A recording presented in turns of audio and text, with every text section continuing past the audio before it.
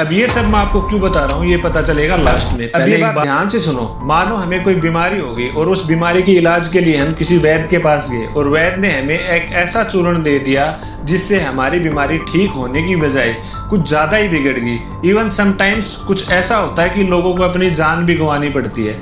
ये मैं क्यों बता रहा हूँ अब सुनना। द हिंदू में मैंने एक न्यूज ऐसी पढ़ी जिसको पढ़कर मेरे एक फिनिश बंदा है जोन्स नाम का, उसने एक रिसर्च किया। किस पर? रिसर्च पेपर पर। जो भी साइंटिस्ट रिसर्च करते हैं उन पर उन्होंने एक रिसर्च की।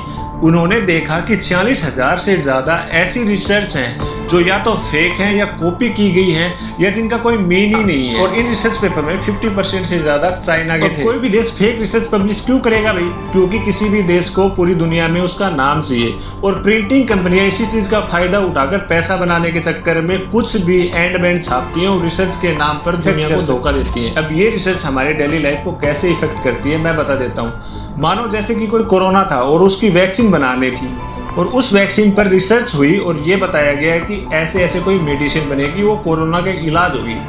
मान लो अगर वो रिसर्च फेक होती, नाम बनाने के चक्कर में मेडिसिन गलत बनती तो किसी की जान जा सकती थी।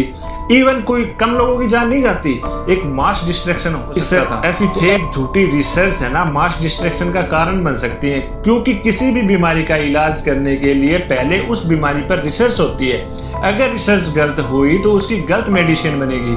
अगर गलत मेडिसिन बनी तो डॉक्टर्स गलत मेडिसिन प्रिस्क्राइब कर देंगे और ये रीजन बन सकता है एक मास डिस्ट्रैक्शन का। इट्स मतलब एक आदमी की मौत नहीं, एक लार्ज मास डिस्ट्रैक्शन हो सकता है। इसीलिए झूठी फेक रिसर्च रीजन बन सकती है एक मास डिस्ट्रैक्शन